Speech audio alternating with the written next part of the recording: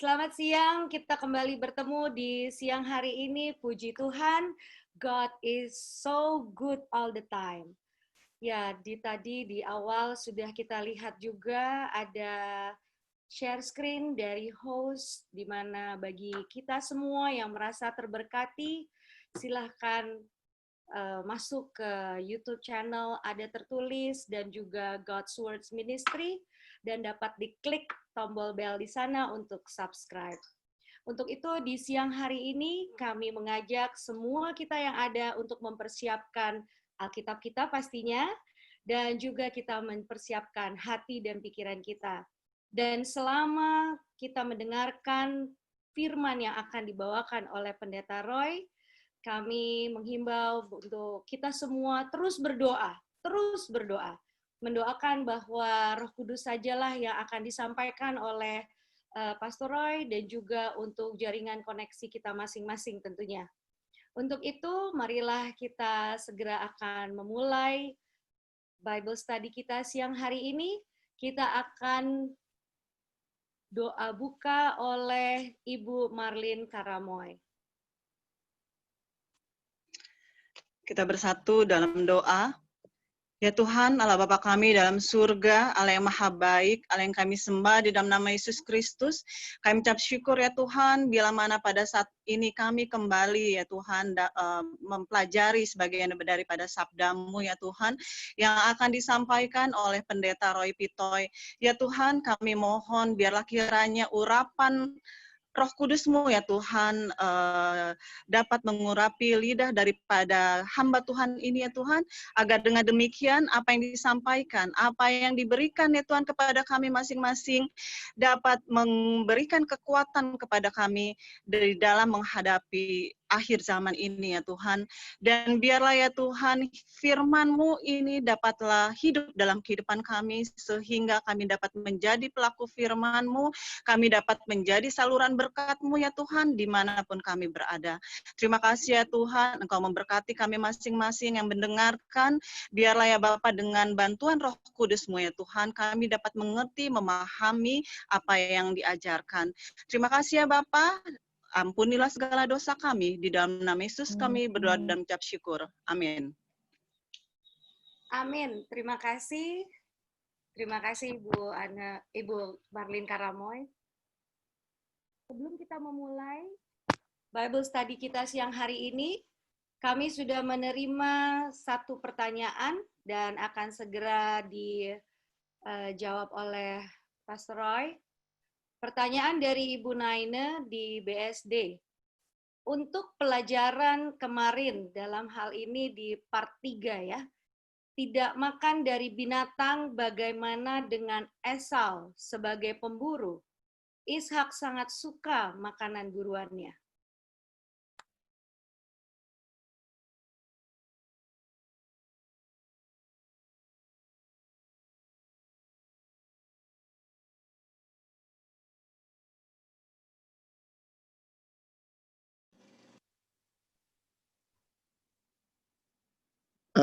Saudara bisa dengar suara saya? Bisa, Pastor. Oke. Terima kasih Ibu Naine untuk pertanyaannya. Kalau ada impresi bahwa lebih baik kita tidak makan makanan daging, saya mau luruskan ya. Yang saya tekankan adalah bahwa kita harus belajar untuk mengendalikan selera, ya. Itu yang ditekankan. Dan ada beberapa contoh di mana orang-orang Israel ya maupun Esau sendiri yang tidak bisa mengendalikan selera oleh karena makanan daging. Ya, jadi kembali yang ditekankan adalah bahwa kita harus mengendalikan diri. Bahkan makanan-makanan yang sehat sekalipun, makanan yang sehat sekalipun tidak boleh dikonsumsi dengan berlebihan. Ya, saya pernah baca berita orang ikut kontes minum air yang paling banyak. Pemenangnya minum air banyak banget dan dia yang menjadi pemenang. Air itu sehat, air putih itu sehat buat kita. Tetapi orang yang menang kontes minum air ini kemudian 2 hari kemudian dia meninggal. Jadi yang sehat sekalipun kita harus gunakan secukupnya. Ya, itu yang ditekankan. Inilah yang disebut dengan mengendalikan selera atau pertarakan. Ya, kata ini jarang mungkin digunakan sekarang. Pertarakan, ya, menyatakan bahwa memang keadaan kita sekarang yang tidak bertarak, yang tidak mengendalikan selera, ya, itu faktanya. Jadi sekali lagi diluruskan bahwa yang dimaksud adalah bahwa saudara-saudara kita harus bisa mengendalikan selera kita, ya. Makanan daging diperbolehkan di dalam Alkitab, ya. Hanya saja kita tidak diizinkan, ya, untuk makan yang haram, tetapi hanya yang halal. Kemudian kita juga tidak diizinkan untuk makan darah, ya. Makan darah itu dilarang juga di dalam Alkitab. Jadi kita harus tahu caranya, ya, bagi orang Yahudi. Mereka ketika memotong binatang, mereka harus memotong dengan cara yang disebut dengan kosher. Kosher itu adalah cara memotong daging halal yang boleh dikonsumsi dengan mengeluarkan darah dan mengeluarkan daging lemaknya. Jadi mereka tidak diizinkan untuk makan darah dan lemak sebagaimana yang disampaikan di dalam Alkitab. Mari kita pergi ke dalam Imamat pasal 3, ya, untuk melihat ini, ya. Atau di dalam Kejadian, pertama kali Tuhan mengizinkan manusia untuk memakan daging, jelas sekali dibilang di dalam Kejadian 9 ayat 4, atau mulai dari ayat 9, segala yang bergerak yang hidup akan menjadi makananmu, aku telah memberikan semuanya itu kepadamu seperti juga tumbuh-tumbuhan hijau. Hanya daging yang masih ada nyawanya, yakni darahnya, janganlah kamu makan. Ya, tetapi mengenai darah kamu, ya, yakni nyawa kamu, aku akan menuntut balasnya. Dari segala binatang aku akan menuntutnya, dan dari setiap manusia aku akan menuntut nyawa sesama manusia.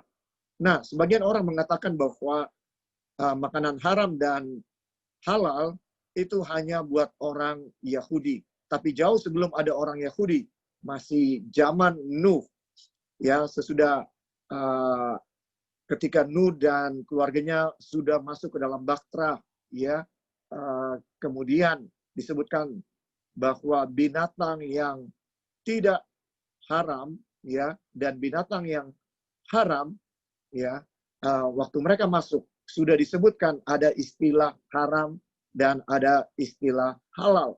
Jadi ini Tuhan sudah tentukan jauh sebelum ada bangsa Yahudi. Di dalam Kejadian 7 ayat 1 disebutkan, lalu berfirmanlah Tuhan kepada Nuh, masuklah ke dalam bahtera itu, engkau dan seisi rumahmu, sebab engkaulah yang kulihat benar di hadapanku di antara orang zaman ini. Dari segala binatang yang tidak haram, haruslah kau ambil 7 pasang jantan dan betinanya. Tapi dari binatang yang haram, 1 pasang jantan dan betinanya. Ya, saudaraku, jadi dari awal, ya, bisa dibilang bahkan pada zaman Nuh sudah ada istilah haram dan halal, ya, haram dan halal.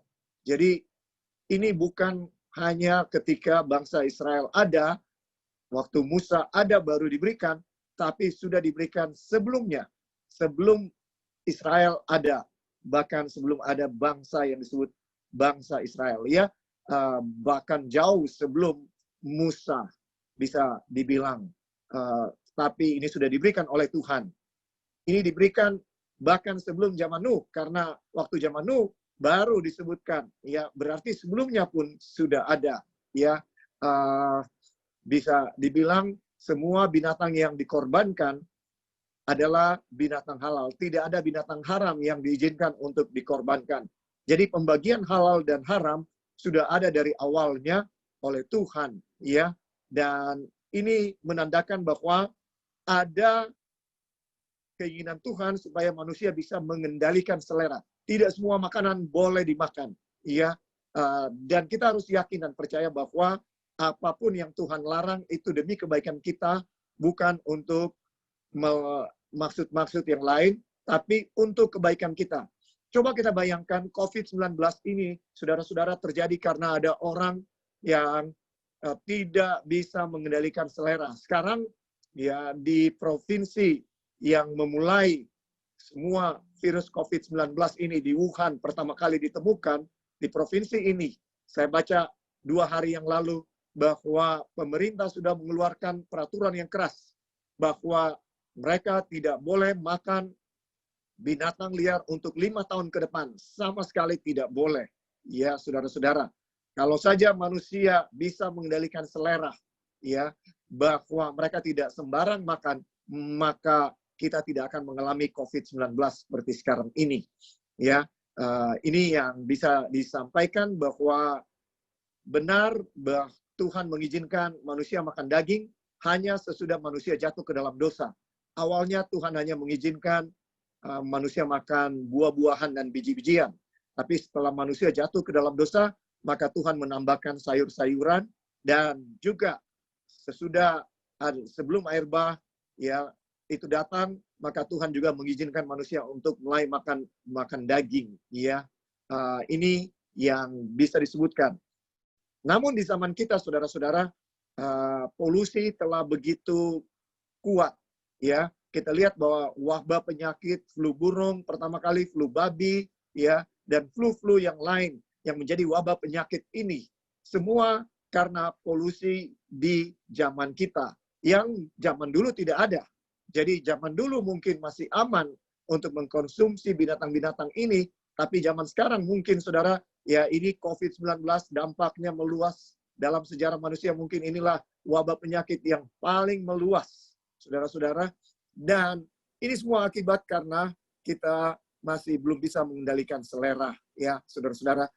Terima kasih untuk pertanyaannya, Ibu Naina.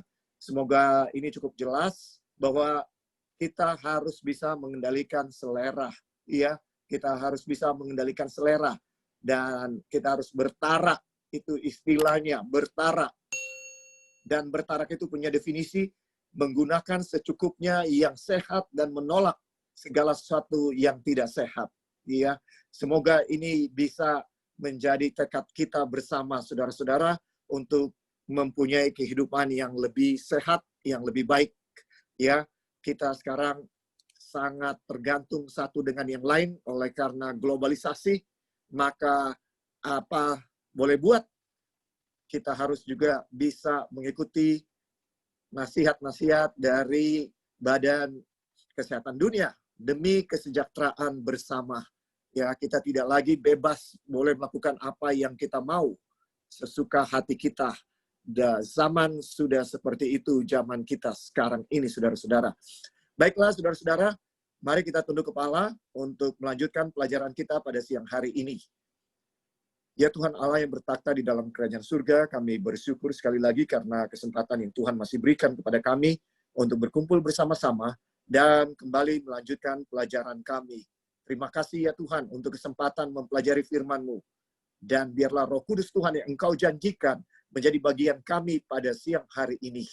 Berikan kami hikmat sebagaimana yang Engkau janjikan di dalam Yakobus 1 ayat 5.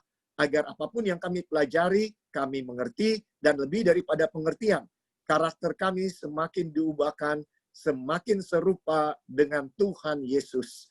Di dalam nama Tuhan Yesus kami sudah berdoa. Amin. Baiklah saudara-saudara, mari kita buka firman Tuhan kembali kepada pokok pembahasan kita, Daniel pasal 1. Dan saya akan melihat kalau kita bisa melanjutkan kepada Daniel pasal 2. Ini adalah pelajaran-pelajaran yang sangat penting yang kita tidak bisa bahas semuanya. Namun bagi saya ini juga tetap merupakan satu pelajaran yang sangat penting yang saya tidak bisa lewatkan. Di dalam Daniel pasal 1 ada satu tema yang besar, yaitu temanya adalah pertentangan besar. Di sini ada Yerusalem, ada Babylon. Di sini ada Raja Yehuda dan Raja Babylon. Ya, yang satu adalah Raja umat Tuhan, yang satu adalah Raja musuh umat Tuhan. Dan Raja musuh umat Tuhan datang mengepung Yerusalem. Saudara, dalam sejarah firman Tuhan, dalam sejarah Alkitab, maka kita melihat musuh umat Tuhan selalu datang mengepung, berusaha untuk menjatuhkan umat-umat Tuhan. Bahkan di dalam Petrus disebutkan, berjaga-jagalah. Mengapa? Karena lawanmu si iblis mengaum-ngaum seperti singa, ya, yang lapar, siap untuk menerkam. Dan kita bisa katakan bahwa sejak manusia jatuh ke dalam dosa, ya, sejak Adam dan Hawa berhasil ditaklukkan, ya, dikepung dan ditaklukkan oleh iblis, oleh setan, maka kita sebenarnya sekarang ada dalam penawanan. Inilah tema besarnya, bahwa kita ada dalam pertentangan besar dan kita sedang ada dalam penawanan. Tinggal di atas dunia yang penuh dengan dosa, penuh dengan berbagai macam masalah, penuh dengan berbagai macam penderitaan. Kita bagaikan sedang ada dalam penawanan. Namun sayangnya banyak di antara kita sudah menjadi normal new untuk ditawan, untuk berada di dalam dunia yang penuh dengan ketidaknyamanan ini seharusnya. Tanpa sadar, setan sudah berhasil membuat dunia ini menjadi sesuatu yang nyaman bagi saya dan saudara. Tapi syukur kepada Tuhan, bahwa Tuhan punya kasih karunia. Dia mengizinkan kita mengalami kesusahan-kesusahan dalam hidup ini, agar kita tidak pernah nyaman dengan dunia ini. Saudara-saudara, inilah yang Tuhan mau sampaikan di dalam Daniel pasal 1. Ingat bahwa kita ada dalam penawanan. Ingat bahwa kita ada dalam pertentangan yang besar antara Tuhan dengan setan.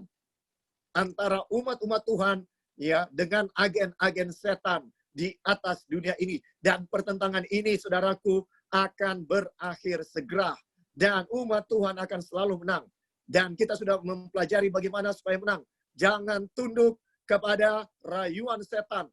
Ya, setan selalu menyerang kita dari aspek jasmani. Dan ketika aspek jasmani berhasil dia taklukkan kita, berhasil dia membuat kita tidak bisa mengendalikan selera, maka yang terjadi, saudara-saudara, adalah bahwa kita di bawah kekuasaan setan. Dalam kekuasaan penyesatan setan yang luar biasa. Dia berusaha untuk menjadikan saya dan saudara, umat-umat Tuhan, bangsa Yehuda, untuk menjadi orang Babel dan nyaman tinggal di Babel. Saudara, dengarkan panggilan Tuhan kepada kita. Di dalam Wahyu 14 ayat 8 disebutkan dengan jelas bahwa Babel sudah rubuh. Babel sudah rubuh. Ya, saudaraku, dan mengapa kita mau bergabung dengan Babel? Karena Babel adalah tim yang akan kalah. Tidak ada dari antara saya dan saudara yang mau bergabung dengan tim yang sudah pasti kalah. Bahkan dalam game yang kecil sekalipun, yang bukan penting, hanya untuk menghabiskan waktu, kita tidak mau kalah. Itulah DNA, itulah gen yang telah diberikan oleh Tuhan kepada saya dan saudara. Di dalam Wahyu 14 ayat 8 firman Tuhan mengatakan, dan seorang malaikat lain, malaikat kedua menyusul dia dan berkata, sudah rubuh Babel. Dengarkan saudara, ini seharusnya diterjemahkan akan rubuh Babel. Musuh umat Tuhan itu akan rubuh. Tetapi dikatakan sudah rubuh karena itu pasti rubuh. Dan saudara, mari kita pergi ke dalam Kejadian, ya, yang menyatakan bahwa Babel memang sudah rubuh. Di dalam Kejadian, firman Tuhan berkata, saudara-saudara, di dalam Kejadian pasalnya yang ke-11, ya, mari kita lihat di dalam ayat yang ke-9 dikatakan, ya, itulah sebabnya sampai sekarang nama kota itu disebut Babel. Karena disitulah dikacau balaukan Tuhan bahasa seluruh bumi, dan dari situlah mereka diserahkan Tuhan ke seluruh bumi. Ini menceritakan mengenai bagaimana Menara Babel dibangun oleh umat-umat Tuhan. Bisa dibilang manusia pada saat itu. Di dalam ayat 1 dikatakan, adapun seluruh bumi, satu bahasanya dan satu logatnya. Masih satu bahasa. Maka berangkatlah mereka ke sebelah timur dan menjumpai tanah datar di tanah Sinear. Lalu menetaplah mereka di sana. Mereka berkata seorang kepada yang lain, marilah kita membuat batu bata dan membakarnya baik-baik. Lalu bata itulah dipakai mereka sebagai batu dan tergala-gala sebagai tanah liat. Juga kata mereka, marilah kita mendirikan bagi kita sebuah kota dengan sebuah menara yang puncaknya sampai ke langit. Dan marilah kita cari nama supaya kita jangan terserak ke seluruh bumi. Lalu turunlah Tuhan untuk melihat kota dan menara yang didirikan oleh anak-anak manusia itu. Dan ia berfirman, mereka ini satu bangsa dengan satu bahasa untuk semuanya. Ini barulah permulaan usaha mereka. Mulai dari sekarang apapun juga yang mereka rencanakan, tidak ada yang tidak akan dapat terlaksana. Baiklah kita turun dan mengacau balaukan di sana bahasa mereka, sehingga mereka tidak mengerti lagi bahasa masing-masing. Demikianlah mereka diserahkan Tuhan dari situ ke seluruh bumi, dan mereka berhenti mendirikan kota itu. Saudara, dengarkan cerita tentang Menara Babel ini. Tuhan sudah katakan kepada mereka bahwa mereka ya dari awalnya di dalam Kejadian 1 ayat 28 bahwa Tuhan berkata kepada Adam dan Hawa, Allah memberkati mereka, lalu Allah berfirman kepada mereka, Kejadian 1 ayat 28, beranak cuculah dan bertambah banyak, penuhilah bumi dan taklukkanlah itu, berkuasalah atas ikan-ikan di laut dan burung-burung di udara dan atas segala binatang yang merayap di bumi. Di sini dikatakan bahwa umat-umat Tuhan harus beranak cucu dan bertambah banyak, penuhi bumi. Penuhi bumi. Saudara, apa yang dilakukan oleh orang-orang pada zaman Babel waktu mereka mendirikan kota Babel adalah melawan firman Tuhan. Jadi kenapa Babel rubuh? Nomor satu, mereka tidak percaya firman Tuhan. Firman Tuhan berkata bahwa penuhilah bumi. Dan penuhi bumi artinya mereka harus pergi ke seluruh dunia. Sementara tadi kita baca di dalam Kejadian 11, mereka maunya apa? Mereka mau mendirikan sebuah kota. Kota akan membuat orang terkonsentrasi di suatu tempat. Dan mereka tidak tercerai-berai ke seluruh bumi. Dan ini alasannya mereka mendirikan kota disebutkan. Marilah kita dirikan bagi kita sebuah kota dengan sebuah menara yang puncaknya sampai ke langit. Dan marilah kita cari nama supaya kita jangan terserak ke seluruh bumi. Tuhan mau mereka penuhi bumi. Tapi mereka melawan firman Tuhan. Mereka tidak mau terserak ke seluruh bumi. Dan berikutnya, mereka mau mendirikan kota yang puncaknya sampai ke langit. Ya, yang menaranya sampai ke langit. Mengapa? Karena mereka tidak percaya janji Tuhan. Ya, janji Tuhan yang mengatakan bahwa di dalam Kejadian 9 ayat 9. Sesungguhnya aku mengadakan perjanjianku dengan kamu dan dengan keturunanmu dan dengan segala makhluk hidup yang bersama-sama dengan kamu. Burung-burung, ternak, dan binatang-binatang liar di bumi yang bersama-sama dengan kamu. Segala yang keluar dari bahtera itu. Segala binatang di bumi. Maka aku adakan perjanjianku dengan kamu. Bahwa sejak ini tidak ada lagi yang hidup.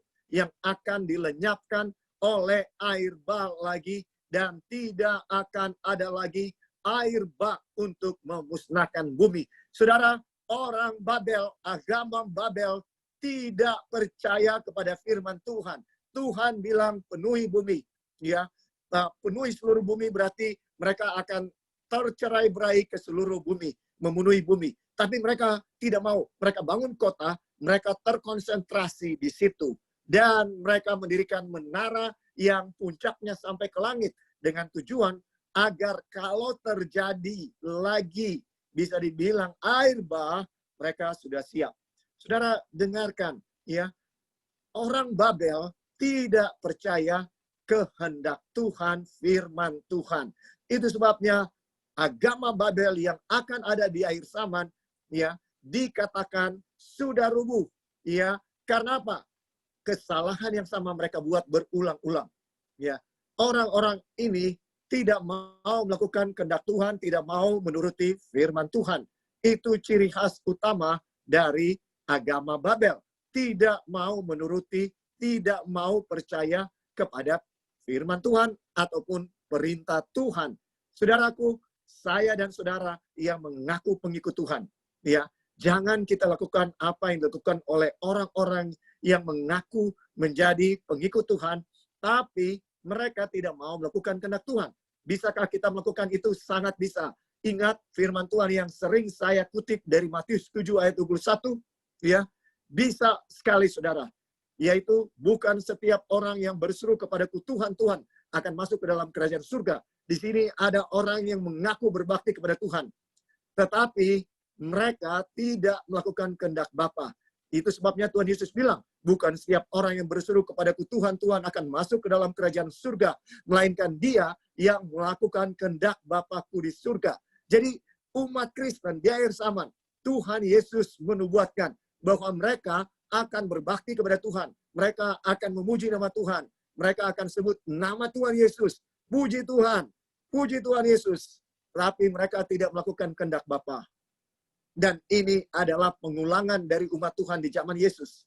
Ya, di dalam Matius 15 ayat 8 dan 9 firman Tuhan berkata, ya, bangsa ini memuliakan aku dengan bibirnya, tetapi hatinya jauh daripadaku. Percuma mereka beribadah kepadaku, sebab ajaran yang mereka ajarkan adalah perintah manusia. Saudara dengarkan, jangan kita terjebak ke dalam agama tradisi, agama manusia yang tidak melakukan kehendak Tuhan. Inilah agama Babel yang sejati. Mereka secara lahiriah berbakti kepada Tuhan, memanggil nama Tuhan Yesus, mengakui Yesus sebagai juru selamat pribadi mereka. Tetapi yang mereka lakukan adalah melawan perintah Tuhan, melanggar perintah Tuhan. Saudara, mari kita pastikan dalam hidup kita bahwa kita ini yang mengaku pengikut Yesus, kita tidak melanggar perintah Tuhan. Kita tidak melanggar firman Tuhan yang disampaikan oleh Tuhan, ya, kepada saya dan saudara. Inilah seluruh kehendak Allah. Mari kita periksa baik-baik. Apakah praktek keagamaan saya ini sekedar tradisi dari gereja, atau ini adalah petunjuk daripada firman Tuhan? Kita harus periksa satu demi satu, saudaraku. Karena Tuhan mau saya dan saudara adalah orang-orang yang selamat ketika dia datang kedua kali. Dengarkan, saudaraku, bahwa Tuhan memanggil saya dan saudara keluar dari agama Babel. Mengapa? Karena agama Babel adalah agama yang tidak percaya, tidak menurut kepada kehendak Tuhan, walaupun secara lahiriah mereka sebutkan mereka adalah bangsa Israel sejati, ya. Tapi sesungguhnya mereka bukan bangsa Israel sejati, bukan umat Tuhan yang sejati, ya. Karena secara lahiriah saja mereka berbakti, secara lahiriah mereka bisa sebutkan nama Yesus, tapi sebenarnya mereka tidak betul-betul mengikuti agama daripada Tuhan Yesus. Ya, Matius 7 ayat 22 mengatakan pada hari terakhir, ya, banyak orang akan datang dan berseru kepadaku, Tuhan, Tuhan, bukankah kami bernubuat demi namamu? Bukankah kami mengusir setan demi namamu? Dan mengadakan banyak mujizat demi namamu juga. Saudara, banyak orang akan mampu melakukan mujizat. Bahkan dalam nama Yesus mereka gunakan untuk mengusir setan. Tetapi belum tentu ternyata bahwa mereka adalah umat Tuhan. Karena pada akhirnya Tuhan Yesus akan menjawab mereka dan berkata, aku tidak pernah mengenal kamu. Saudara, mengapa Tuhan Yesus mengatakan bahwa aku tidak pernah mengenal kamu? Oleh karena mereka tidak mengasihi Tuhan. Ya, di dalam 1 Korintus 8, hal ini disebutkan. Di dalam 1 Korintus pasal 8, firman Tuhan mengatakan ayat 3, tetapi orang yang mengasihi Allah, ia dikenal oleh Allah. Dengan demikian, orang yang tidak dikenal oleh Allah adalah orang yang tidak mengasihi Allah. Dan Tuhan Yesus mengatakan, jikalau kamu mengasihi aku, turutlah segala perintahku. Saudara, kalau saya dan saudara tidak menurut perintah Tuhan, maka kita tidak mengasihi Tuhan Yesus. Maka kita tidak akan dikenal oleh Allah pada akhir zaman. Tidak peduli kita bisa mengusir setan. Tidak peduli kita bisa mengadakan mujizat. Tapi kalau kita melanggar perintah Tuhan, maka kita bukan seorang Kristen yang sejati. Dan pada akhirnya kita tidak akan dikenal oleh Tuhan. Ya, inilah agama Babel. Ya, bahwa agama Babel tidak percaya kepada Tuhan. Agama Babel melawan kehendak Tuhan. Tuhan suruh mereka untuk tercerai-berai, berserak ke seluruh bumi. Mereka maunya terkumpul di satu tempat. ya, dan Tuhan sudah berjanji bahwa dia tidak akan mengirimkan air bah lagi, tapi mereka mendirikan satu menara yang tinggi sampai ke langit dengan maksud supaya mereka tidak akan binasa kalaupun akan datang lagi air bah. Dan yang berikut, saudara, mereka adalah agama yang sombong. Mengapa? Karena kalau kita baca, mereka membangun Babel dengan maksud untuk mencari apa? Mencari nama. Ya, saudara, mereka mau cari nama.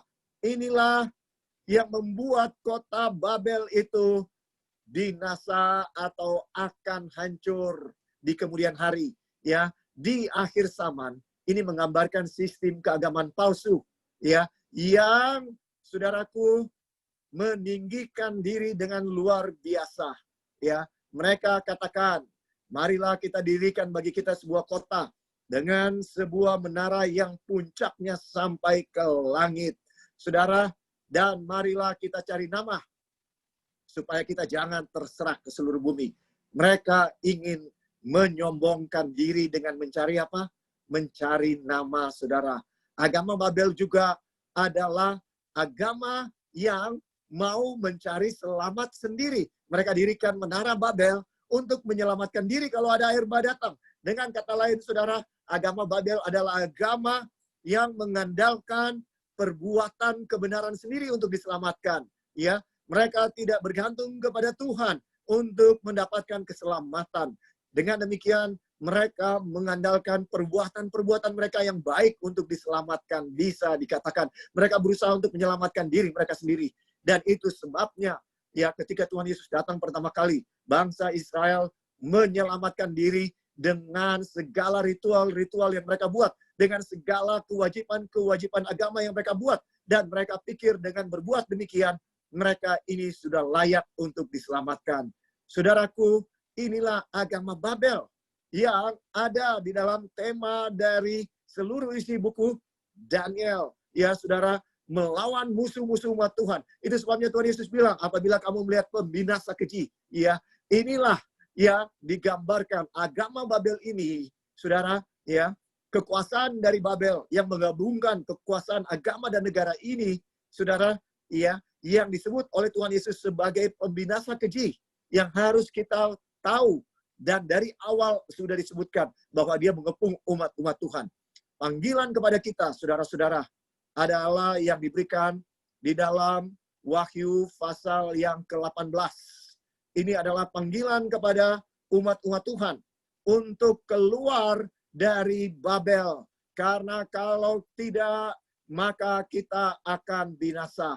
Kita sudah pelajari, ya, pada waktu-waktu sebelumnya. Mari kita lihat di dalam Wahyu 18 ayat 2. Dan ia berseru dengan suara yang kuat, katanya, sudah rubuh Babel, kota besar itu, dan ia telah menjadi tempat kediaman roh-roh jahat, dan tempat bersembunyi semua roh najis, dan tempat bersembunyi segala burung yang najis, dan yang dibenci. Ya, saudaraku, ini yang disebutkan, ya, bahwa sudah rubuh apa? Sudah rubuh Babel. Dan apa panggilan kepada umat Tuhan di akhir zaman? Ya, panggilan kepada umat Tuhan di akhir zaman, saudaraku, adalah di dalam ayat yang keempat, Wahyu pasal 18. Lalu aku mendengar suara lain dari surga berkata, pergilah kamu, hai umatku, pergilah daripadanya, supaya kamu jangan mengambil bagian dalam dosa-dosanya, dan supaya kamu jangan turut ditimpa malapetaka-malapetakanya, sebab dosa-dosanya telah bertimbun-timbun sampai ke langit, dan Allah telah mengingat segala kejahatannya. Saudara, panggilan kepada saya dan saudara adalah keluar dari satu sistem keagamaan yang merupakan perbaktian secara formalitas belaka, perbaktian yang sekedar rupa. Ya, saudaraku, ini yang terjadi dengan umat-umat Tuhan pada zaman Yesus, umat-umat Tuhan pada zaman Yesaya, ya, dan akan terjadi pada masa akhir zaman, ya, ketika umat-umat Tuhan, ya, menghadapi segala macam pencobaan di atas dunia ini, ya, jebakan yang datang kepada mereka adalah penyesatan untuk hanya suka mendengarkan pekabaran yang menyenangkan. Mereka tidak suka baca Alkitab yang menemplak, yang menegur mereka. Mereka hanya suka mendengarkan pengkhotbah yang mengatakan mengenai damai sejahtera, ya, dan kebahagiaan. Tapi mereka tidak suka dengan khotbah-khotbah yang menemplak, yang menegur. Saudara, kita seharusnya menjadi orang yang mau ditegur, orang yang siap untuk menerima kebenaran. Ya, ini yang harusnya menjadi bagian kita. Ya, sekarang saudara-saudara, mari kita lanjutkan dengan Daniel pasal 2. Ya, ini pekabaran yang sangat penting bahwa di dalam Daniel 1 bahkan seluruh isi buku Daniel terjadi pertentangan yang besar antara Tuhan dengan setan, antara umat Tuhan dengan agen setan. Dan umat Tuhan kelihatannya di awal kalah karena mereka ditawan dan mereka akhirnya dibuang ke Babel, ya, selama 70 tahun janji Tuhan. Sepertinya umat Tuhan kalah, tetapi sesungguhnya umat Tuhan menang. Di dalam Daniel pasal 1, ya, disebutkan dengan jelas di dalam ayat 2, Tuhan menyerahkan Yoyakim, Raja Yehuda. Dengarkan, ini bisa terjadi bahwa bangsa Israel, bangsa Yehuda, akhirnya harus dibuang ke Babel, harus dibuang ke dalam pembuangan, ya, di Assyria maupun di Babel. Itu semua terjadi karena Tuhan yang menyerahkan. Bukan karena dewa daripada orang Babel jauh lebih kuat dari Tuhan. Tidak sama sekali. Disebutkan di sini bahwa mereka tidak kalah, ya.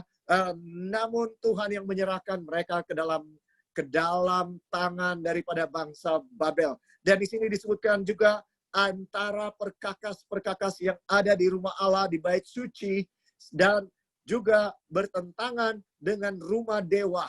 Kita lihat di sini ada pertentangan yang selalu antara umat Tuhan dengan orang Babel, ya, orang Israel dengan Babel, antara Raja Babel yang sesungguhnya adalah setan sendiri dengan Raja Yehuda yang sesungguhnya adalah Yesus sendiri. Maka kita lihat pertentangan ini terjadi terus-menerus.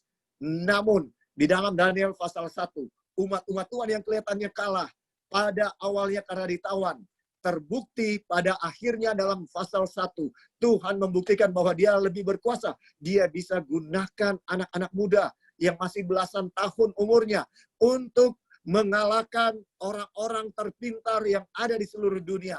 Itu menyatakan bahwa Tuhan dapat menggunakan umat Tuhan yang kecil, yang sedikit, umat yang sisa, yang masih setia kepadanya, untuk mengalahkan siapa saja. Bangsa yang besar, raja yang besar sekalipun, Tuhan dapat menggunakan Daud yang kecil, saudara, ya, untuk mengalahkan bangsa yang besar. Ya, dengarkan, Tuhan dapat melakukan apa saja untuk mengalahkan lawannya. Dan semakin lemah umat yang dia gunakan, ya, itu menyatakan bahwa semakin besar kuasanya. Jangan kita kecewa, saudara, kalau kita ini lemah. Jangan kita kecewa kalau kita jumlahnya sedikit. Karena umat Tuhan selalu adalah yang minoritas. Ya, saudara, dalam sejarah umat-umat Tuhan, selalu sejarah mencatat bahwa umat-umat Tuhan adalah orang-orang yang sedikit namun setia. Kita lihat dua orang, Yosua dan Kaleb, yang mengatakan kita mampu untuk mengalahkan bangsa enak, bangsa raksasa. Sementara 10 pengintai yang lain mengatakan kita tidak mampu. Saudara, ya, dan ketika Goliat muncul, tidak ada yang berani melawan dia, ya, dan kemudian hanya 300 orang yang digunakan oleh Tuhan untuk mengalahkan 120 tentara Midian. Saudara, dengarkan, Tuhan adalah Allah orang-orang yang sedikit, orang-orang yang sisa. Hanya 8 orang yang percaya dan masuk ke dalam bahtera. Saudara, apa yang mau disampaikan oleh pekabaran ini? Hanya 120 orang yang percaya kepada Yesus ketika dia naik ke surga. Bahwa semakin lemah saya dan saudara, semakin sedikit jumlah kita, itu dapat membuktikan betapa besarnya kekuatan dan kekuasaan Tuhan.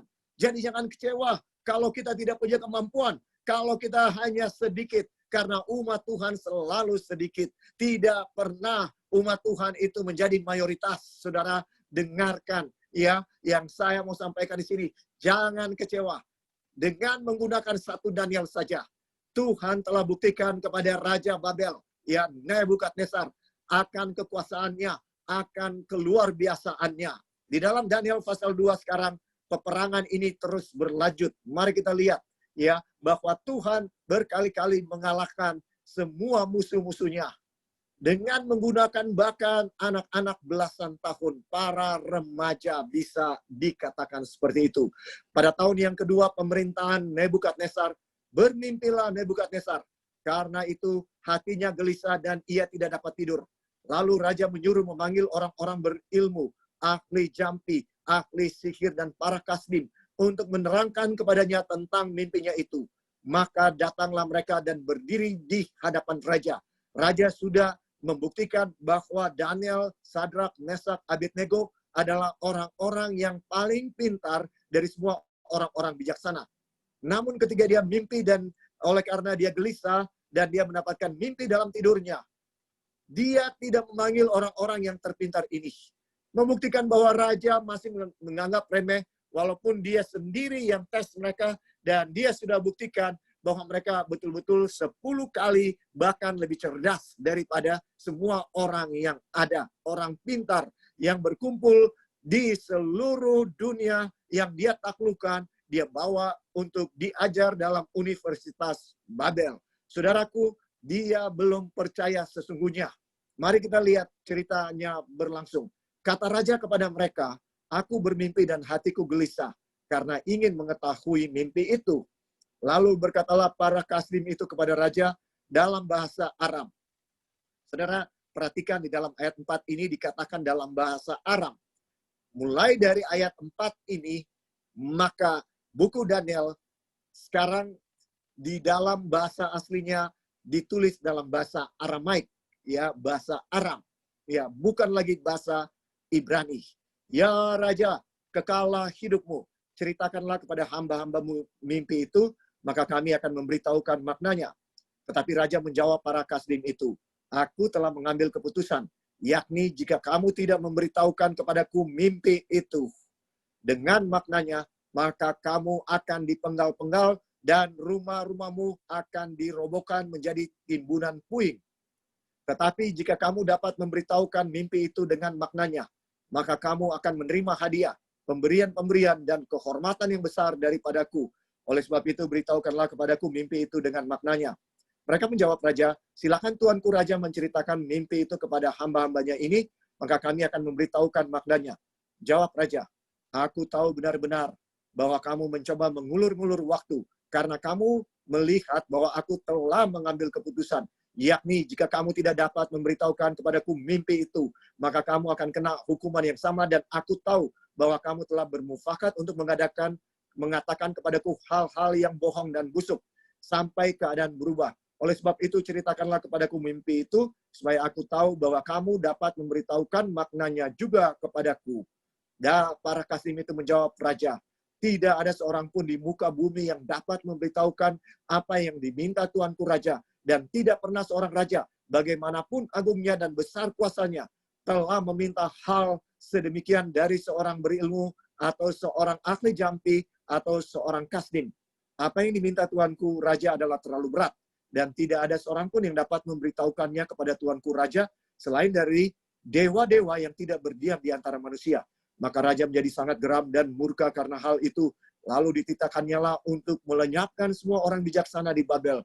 Ketika titah dikeluarkan supaya orang-orang bijaksana dibunuh, maka Daniel dan teman-temannya pun terancam akan dibunuh. Saudara, Daniel dan teman-teman ada dalam krisis yang lain, saudara. Ya, tapi syukur kepada krisis di dalam Daniel pasal 1. Krisis dari ketika mereka ditawan, ya. Kita tidak tahu apakah orang tua mereka dibunuh, ya, tapi mereka sangat mungkin itu bisa terjadi bahwa ketika mereka ditawan, ditangkap, orang tua mereka dibunuh. Mereka dalam krisis yang besar. Mereka yang nyaman di Yerusalem, tiba-tiba kehidupan mereka berubah 180 derajat. Sama dengan kita sebelum COVID-19. Maka kita punya kehidupan yang nyaman mungkin. Namun sejak COVID-19, kehidupan kita berubah 180 derajat. Tapi kalau kita setia dan percaya kepada Tuhan, maka Tuhan akan menyertai kita selama masa penawanan ini. Penawanan oleh COVID maupun oleh Babel pada zaman daripada Daniel, Hananya, Misael, dan Asaria. Mereka ditawan dan mereka mengalami krisis. Ketika berada di Babel, mereka dicobai dengan luar biasa. Tetapi kesetiaan mereka terhadap perkara yang kecil sekalipun telah membuat mereka dihormati dan mereka memuliakan Tuhan, menjadi saksi Tuhan di tengah-tengah bangsa yang kafir, yang tidak percaya kepada Tuhan. Namun sekarang, saudara-saudara, mereka menghadapi krisis yang lebih besar daripada sebelumnya. Saudara, dengarkan, COVID-19, Tuhan izinkan karena ada masalah-masalah yang besar, jauh lebih besar yang ada di depan kita. Ya, sangat mungkin saya dan saudara sedang berada di awal daripada masa kesusahan yang besar yang akan terjadi. Kita sudah bahas itu di seri Apakah Ini Akhir Dunia. Ya, kalau saudara baru sekarang bergabung, saudara bisa pergi kepada seri itu di YouTube channel. Ada di 2 YouTube channel ini, saudara. Dan mari kita lihat ya bahwa umat-umat Tuhan akan bertumbuh dalam iman. Ya, ujian-ujian yang saya dan saudara hadapi yang diizinkan oleh Tuhan sebelum COVID-19 adalah berkat bagi saya dan saudara. Karena Tuhan tahu di awal tahun 2020 maka akan ada COVID-19 yang akan terjadi. Dan Tuhan dalam kasih karunia-Nya telah mempersiapkan saya dan saudara. Sebelum COVID-19 ada begitu banyak masalah yang saya yakin terjadi dalam hidup saya dan saudara. Yang Tuhan izinkan dalam hikmat-Nya agar kita mampu untuk menghadapi COVID-19 ini. Saudara, itulah yang Tuhan izinkan terjadi kepada Daniel. Melalui Daniel yang pasal pertama. Karena Tuhan tahu akan ada ujian-ujian yang lebih berat dalam kehidupan mereka. Kalau mereka berhasil. Kenapa kita tidak memiliki ujian yang lebih berat dalam kehidupan kerohanian kita? Oleh karena kita belum lulus dari ujian-ujian yang kecil yang Tuhan berikan. Sehingga kalau saudara dan saya sampai hari ini tidak mengalami ujian yang berat selama ini, saudara jangan bangga. Bukan berarti karena Tuhan sangat melindungi saudara. Bukan. Tapi karena Tuhan lihat, kalau saya izinkan ujian yang berat datang dalam saudara ini, maka dia akan meninggalkan saya. Dia akan murtad. Karena Tuhan tidak pernah mengizinkan terjadi ujian lebih dari kemampuan kita. Artinya Tuhan tidak melihat kita mampu untuk menghadapi ujian itu.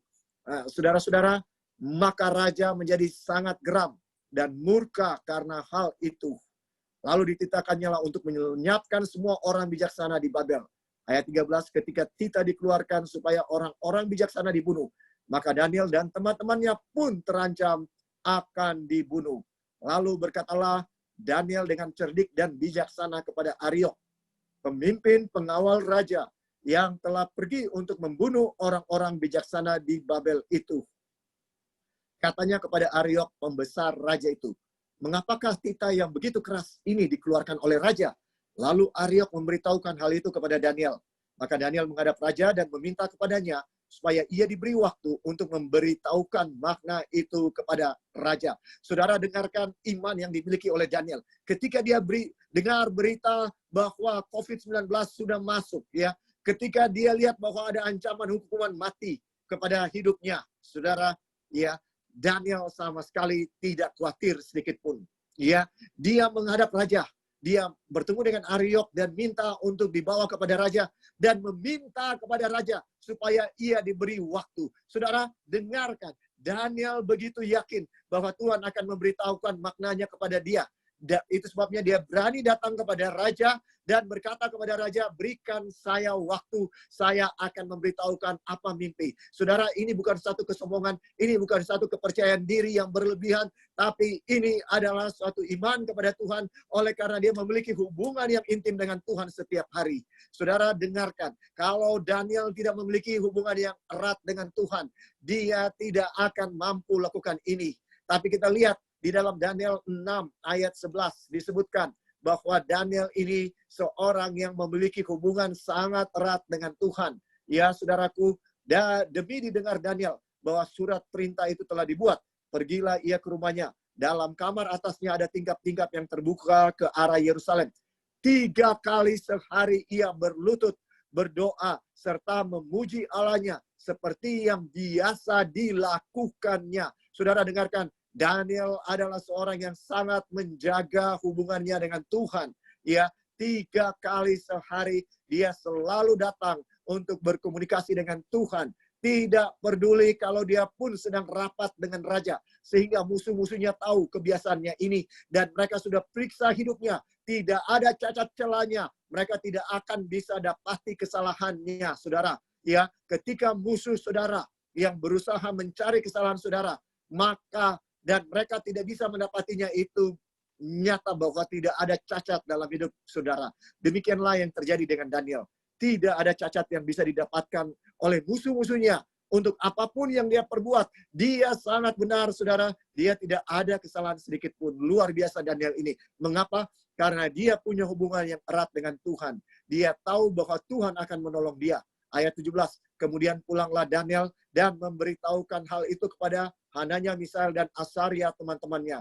Dengan maksud supaya mereka memohon belas kasih sayang kepada Allah semesta langit mengenai rahasia itu. Supaya Daniel dan teman-temannya jangan dilenyapkan bersama-sama orang-orang bijaksana yang lain di Babel. Saudara dengarkan, dia sampaikan kepada teman-temannya dengan maksud supaya mereka berdoa. Saudara, sangat bersyukur, sangat berkat kalau saudara punya teman-teman yang saudara bisa minta untuk doakan. Bukan teman-teman yang hanya untuk kumpul-kumpul, curhat-curhat, ngomong ngalor ngidul, nggak jelas, bersukaria bersama-sama. Tapi saudara, kalau punya teman-teman yang bisa saling mendukung melalui doa, itu adalah suatu berkat. Ya, disebutkan di sini. Ya, Daniel pulang dan beritahukan kepada Hananya, Misael, dan Asaria dengan maksud supaya mereka berdoa, memohon kasih sayang kepada Allah semesta langit. Kalau saudara punya masalah, bersyukur kalau saudara punya teman-teman yang saudara bisa katakan, tolong doakan saya. Ya, dan ini yang dilakukan oleh Daniel. Dia tidak menutupi untuk minta teman-temannya bantu di dalam doa. Ya, kenapa kita harus malu untuk berkata kepada teman-teman kita, tolong doakan saya. Kalau kita sedang dalam masalah, tidak ada salahnya. Rasul Paulus pun bukan dalam masalah, dia katakan, berdoalah supaya ketika aku menyampaikan firman, akan kusampaikan dengan penuh keberanian. Saudara dengarkan, tidak ada yang salah dengan memohon kepada orang lain, sahabat-sahabat kita untuk berdoa bagi kita, saudara. Tidak ada yang salah dengan itu. Itu bukan kelemahan. Itu bahkan memberikan kepada kita kekuatan. Maka rahasia itu disingkapkan kepada Daniel dalam suatu penglihatan malam. Lalu Daniel memuji Allah semesta langit. Saudara dengarkan, ketika doanya dijawab, yang pertama dilakukan Daniel adalah memuji Allah semesta langit. Dia tidak lupa, dia tidak excited, dan lupa bahwa dia harus memuji kepada Allah. Ini sesuatu yang luar biasa. Saudara bayangkan, ada trending topik yang sedang beredar, ya, bahwa raja segala raja yang paling berkuasa di dunia, bisa dibilang, ya, negara adidaya, negara superpower, satu-satunya di atas dunia pada zaman itu. Nebukadnezar sedang stres dan dia bermimpi dan dia mengancam untuk membunuh semua orang bijaksana yang ada di Babel oleh karena mereka tidak dapat memberitahukan apa mimpinya. Orang mulai kasih komentar, netizen mulai kasih komentar, wah raja ini sudah gila. Bagaimana mungkin dia kasih minta ya orang-orang bijaksana untuk memberitahukan apa mimpinya? Bagaimana mungkin? Ya, ini raja sudah gila. Tapi tunggu dulu. Trending topiknya muncul. Ada seorang namanya Daniel. Katanya dia minta waktu kepada raja dan dia akan mampu untuk katakan, sombong banget. Saudara bisa bayangkan ya, bahwa komentar dari para netizen pasti banyak yang negatif. Sombong banget, belagu, mana bisa. Nggak akan ada orang yang bisa untuk sampaikan apa yang diminta oleh raja. Iya, tapi tunggu dulu. Ternyata dia mampu. Saudara, ini suatu berita yang menghebohkan karena ternyata Daniel punya ya kesanggupan untuk memberitahu. Saudara, iman dari Daniel ini adalah iman kepada sesuatu yang tidak pernah terjadi sebelumnya. Tidak pernah terjadi sebelumnya sesuatu yang seperti ini. Ya, Yusuf pernah disebutkan sebagai penafsir mimpi, tapi Yusuf tahu apa mimpinya. Tapi Daniel punya iman kepada sesuatu yang tidak pernah terjadi sebelumnya. Saudara, apakah saya dan saudara punya iman seperti itu? Iman seperti Daniel. Bahwa saudara punya satu masalah, ya, dan tidak pernah ada jalan keluarnya. Bahkan teman-teman saudara tidak tahu jalan keluarnya, tidak pernah ada contohnya. Saudara jangan kehilangan iman. Allah kita, Allah yang hidup, Dia sanggup melakukan apa saja. Percaya kepada Allah yang dapat melakukan apa saja, bahkan yang tidak pernah terjadi sebelumnya. Tuhan mampu untuk lakukan. Kalau saja kita punya iman, kalau saja kita punya kesetiaan, sebagaimana Daniel begitu setia kepada Tuhan, ya, dan punya iman yang luar biasa walaupun dia masih sangat muda. Ya, lihat karakter Daniel. Ketika Tuhan menyampaikan mimpinya, yang pertama dia lakukan adalah memuji Allah. Bukan dia panggil temannya, bukan dia telepon temannya, atau WA temannya, saya sudah dapat mimpinya, saya sudah dapat mimpinya. Tidak, saudara. Tuhan yang pertama dia puji, dia berdoa. Apakah saya dan saudara melakukan hal yang seperti itu? Ketika kita diberikan keberhasilan, lulus ujian, ya, mendapatkan bisnis, ya, mendapatkan proyek, mendapatkan keuntungan yang besar. Apakah yang kita lakukan pertama adalah memuji Tuhan atau panggil teman-teman makan-makan hura-hura? Ya, dengarkan. Umat Tuhan yang sejati harus selalu bersyukur kepada Tuhan. Ya, berkatalah Daniel, terpujilah nama Allah dari selama-lamanya sampai selama-lamanya, sebab daripada Dialah hikmat dan kekuatan. Dia mengubah saat dan waktu. Dia memecat raja dan mengangkat raja. Dia memberi hikmat kepada orang bijaksana dan pengetahuan kepada orang yang berpengertian. Saudara dengarkan, Tuhan yang mengangkat raja dan memecat raja. Tuhan yang memberikan hikmat kepada setiap orang yang bijaksana. Dialah yang menyingkapkan hal-hal yang tidak terduga dan yang tersembunyi. Dia tahu apa yang ada di dalam gelap dan terang ada padanya. Ya Allah nenek moyangku, kupuji dan kumuliakan Engkau, sebab Engkau mengaruniakan kepadaku hikmat dan kekuatan, dan telah memberitahukan kepadaku sekarang apa yang kami mohon kepadamu. Engkau telah memberitahukan kepada kami hal yang dipersoalkan raja. Sebab itu, pergilah Daniel kepada Ariok yang telah ditugaskan raja untuk melenyapkan orang-orang bijaksana di Babel. Maka pergilah ia serta berkata kepadanya demikian, orang-orang bijaksana di Babel itu jangan kau lenyapkan. Bawalah aku menghadap raja, maka aku akan memberitahukan kepada raja makna itu. Saudara, dengarkan, Daniel punya hati yang sangat mulia. Dia tidak mau untuk orang-orang bijaksana, saingan-saingannya bisa dibilang. Ya, saudara bisa bayangkan suatu kompetisi olimpiade, ya, orang ketat sekali persaingannya, ya, dan biasanya orang yang paling di atas dibenci oleh orang-orang yang di bawah, iri hati, berusaha menjatuhkan ya yang ada paling pintar yang ada di atasnya. Tetapi Daniel punya hati yang mulia, hati yang luar biasa. Dia sayang kepada mereka, walaupun pastinya banyak di antara mereka yang tidak senang dengan dia, bahkan mungkin memfitnah dia, menjelek-jelekkan dia, ya, karena persaingan yang ketat ini adalah hal yang biasa, ya. Tapi Daniel punya hati yang mulia. Bahkan kepada musuh-musuhnya, kompetitornya bisa dibilang, dia mau berbuat yang baik. Dia tidak tunggu sampai mereka dilenyapkan baru dia datang. Itu dia bisa lakukan, saudara. Tapi Daniel punya hati yang mulia. Dia datang dan katakan kepada Ariok, jangan mereka dilenyapkan. Bawalah aku menghadap raja. Lihat karakter Daniel yang masih muda, tapi punya karakter yang sangat luar biasa. Ya, saudaraku, itu sebabnya tidak heran Tuhan sangat mengasihi Daniel. Ariok segera membawa Daniel menghadap raja, serta berkata kepada raja demikian, aku telah mendapat seorang dari antara orang-orang buangan dari Yehuda yang dapat memberitahukan makna itu kepada raja. Maka bertanyalah raja kepada Daniel yang namanya Belshazzar, sanggupkah engkau memberitahukan kepadaku mimpi yang telah kau lihat itu dengan maknanya juga? Daniel menjawab, katanya kepada raja, rahasia yang ditanyakan tuanku raja tidaklah dapat diberitahukan kepada raja oleh orang bijaksana, ahli jampi, orang berilmu, atau ahli nujum. Tetapi di surga ada Allah yang menyingkapkan rahasia-rahasia. Ia telah memberitahukan kepada tuanku Raja Nebukadnezar apa yang akan terjadi pada hari-hari yang akan datang. Mimpi dan penglihatan-penglihatan yang tuanku lihat di tempat tidur ialah ini. Ya, saudara, ini adalah yang akan kita pelajari mulai minggu depan, ya, tentang mimpi. Tapi pada saat ini, saudaraku, ada hal-hal pelajaran yang sangat penting yang saya mau kita jangan lewatkan daripada cerita ini.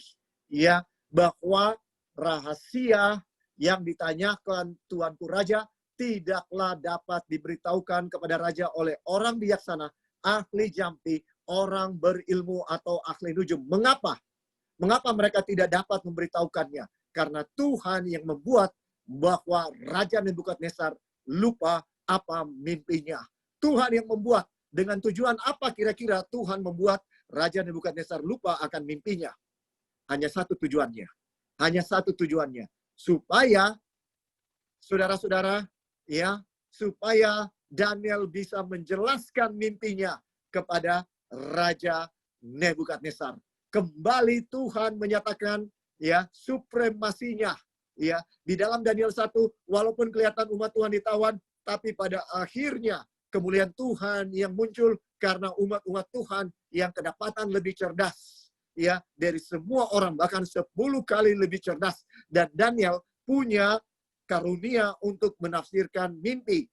Tapi di dalam Daniel 2, dia punya karunia untuk menafsirkan mimpi ini telah ditambahkan karena dia bisa tahu apa mimpi daripada Raja Nebukadnezar. Saudara dengarkan, kalau kita setia melakukan segala talenta yang Tuhan berikan, Tuhan akan tambahkan talenta yang lain. Kalau kita punya iman yang luar biasa, iman kepada sesuatu yang belum pernah terjadi sebelumnya, maka Tuhan juga akan menghormati iman saya dan saudara. Saudara dengarkan, Tuhan mau Nebukadnezar mengenal Tuhan. Dan caranya adalah dengan membuat dia lupa akan mimpinya. Dan itu maksud Tuhan supaya mimpi daripada yang dia berikan kepada Nebukadnezar tidak ditafsirkan dengan salah. Ya, karena Tuhan sedang memberikan suatu kebenaran dan Tuhan sedang berusaha untuk menjangkau hati dari raja kafir ini untuk percaya dan mengenal Tuhan. Tuhan sangat mengasihi orang-orang supaya mereka boleh mengenal Tuhan dan supaya mereka jangan binasa. Dan di sini juga Tuhan mau menyatakan kekuasaannya. Firman Tuhan berkata, ya saudaraku, di dalam Yesaya ini ada satu firman yang sangat penting. Di dalam Yesaya pasalnya yang mari kita lihat. Ini Yesaya 46 ayat 9. Ingatlah hal-hal yang dahulu dari sejak purbakala. Bahwasannya akulah Allah dan tidak ada yang lain. Akulah Allah dan tidak ada yang seperti aku. Yang memberitahukan dari mulanya hal yang kemudian. Dan dari zaman purbakala, apa yang belum terlaksana. Yang berkata, keputusanku akan sampai. Dan segala kehendakku akan kulaksanakan. Saudara dengarkan. Hanya Tuhan yang mampu menyatakan dari zaman purbakala apa yang akan terjadi kemudian. Di dalam mimpi ini Tuhan telah memberitahukan apa yang akan terjadi di masa yang akan datang. Bahkan sampai kedatangan Yesus yang kedua kali. Sampai kiamat. Dan Tuhan sudah beritahukan dari awalnya di dalam mimpi ini. Di minggu depan kita akan pelajari dengan detail apa mimpinya. Tapi yang ada sekarang, ya, mengapa Tuhan bikin Nebukadnezar itu lupa? Karena Tuhan mau Nebukadnezar mengenal Tuhan. Karena Tuhan mau Nebukadnezar memuliakan Tuhan dan mengetahui kebenaran yang berasal daripada Tuhan. Ya, saudaraku, dan Tuhan mau Nebukadnezar mengakui bahwa Babel tidak mungkin melawan umat-umat Tuhan. Saudara, dengarkan, ya, pada akhirnya apa yang dikatakan oleh Raja Nebukadnezar di dalam ayat 46. Lalu sujudlah Raja Nebukadnezar serta menyembah Daniel. Dengarkan saudara, raja yang sangat agung ini, raja yang terbesar pada zamannya ini. Dia menyembah Daniel, juga dititahkannya mempersembahkan korban dan bau-bauan kepadanya. Berkatalah raja kepada Daniel, sesungguhnya lah Allahmu itu Allah yang mengatasi segala Allah dan yang berkuasa atas segala raja dan yang menyingkapkan rahasia-rahasia sebab engkau telah dapat menyingkapkan rahasia itu. Lalu raja memuliakan Daniel, dianugerahinya lah dengan banyak pemberian yang besar dan dibuatnya dia menjadi penguasa atas seluruh wilayah Babel dan menjadi kepala semua orang bijaksana di Babel. Atas permintaan Daniel, Raja menyerahkan pemerintahan wilayah Babel itu kepada Sadrak, Mesak, dan Abednego. Sedang Daniel sendiri tinggal di istana raja. Kita lihat lagi, satu karakter Daniel yang luar biasa. Dia tidak lupa kepada teman-temannya yang berdoa untuk dia mendapatkan mimpinya. Dia mempromosikan mereka juga, ya. Tapi yang paling penting di sini adalah bahwa sekali lagi, ya, Tuhan menyatakan kekuasaannya. Tuhan mengalahkan Babel berturut-turut. Ya, walaupun umat Tuhan kelihatannya ditawan ke Babel, tapi sekali lagi Tuhan menunjukkan bahwa dia pemenangnya dalam pertentangan yang besar. Di dalam Daniel 1, Tuhan pemenangnya. Di dalam Daniel 2, Tuhan juga pemenangnya. Tuhan mau menjangkau hati daripada Firaun. Saudara, dia rindu untuk menyelamatkan Firaun, raja kafir ini. Bagaimana dengan saya dan saudara? Bagaimana dengan saya dan saudara? Apakah hidup kita memuliakan Tuhan? Apakah kita berusaha menjangkau jiwa-jiwa yang sedang binasa di sekitar kita? Tuhan punya satu hasrat, yaitu menyelamatkan jiwa-jiwa. Tuhan Yesus punya satu hasrat untuk menyelamatkan jiwa-jiwa. Saudara, siapapun itu, orang yang berkedudukan tinggi, atasan saudara, ya, orang-orang yang punya pengaruh yang besar, Tuhan sangat rindu untuk menjangkau mereka. Kalau saja saya dan saudara punya kehidupan yang seperti Daniel, kita punya kesalehan seperti Daniel, maka saya dan saudara akan dapat menjangkau jiwa-jiwa yang sementara binasa, bahkan orang-orang yang punya kedudukan untuk kemuliaan nama Tuhan. Ya, tapi mengapa saya dan saudara tidak dapat menjangkau mereka? Karena kita tidak merasa bahwa kita umat yang istimewa. Kita bahkan merasa kenapa mereka hidupnya lebih baik, kenapa mereka lebih sukses, lebih makmur. Saudara, jangan pernah merasa kecil dengan siapapun di atas dunia ini. Karena saya dan saudara adalah hamba Tuhan daripada Allah Daniel. Ya, Allah yang luar biasa, yang dapat menggunakan orang-orang yang kecil untuk melakukan hal-hal yang besar. Saudara, dengarkan. Mintalah kepada Tuhan agar saya dan saudara punya iman yang dapat memuliakan Tuhan dalam kehidupan kita. Kita dipanggil untuk kemuliaan bagi nama Tuhan. Ya, kita dipanggil untuk menang. Kita dipanggil untuk menjadi juru selamat, ya saudara, kepada banyak orang. Ya, sebagaimana Tuhan Yesus adalah juru selamat. Kita dipanggil oleh Tuhan untuk menjadi saksi, untuk menjadi penjala manusia, untuk menyelamatkan orang-orang yang ada di sekitar kita. Jangan pernah lalaikan pekerjaan yang besar ini. Pekerjaan yang mulia yang Tuhan telah percayakan kepada saya dan saudara.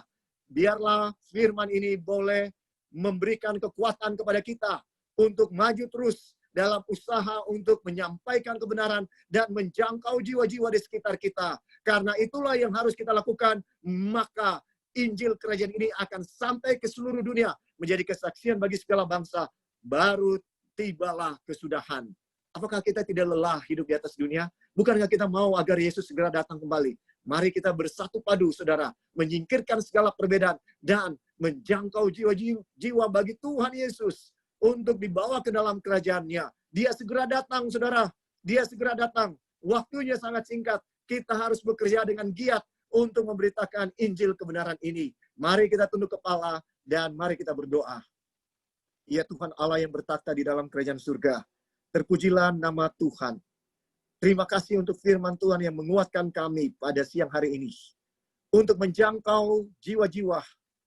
Engkau mengasihi orang-orang yang belum mengenal Engkau, Tuhan. Firman-Mu menyatakan bahwa ada domba-domba-Mu di kandang yang lain. Tuhan, tolong gerakan kami dan pertemukan kami dengan mereka. Jiwa-jiwa yang berusaha untuk mencari kebenaran-Mu.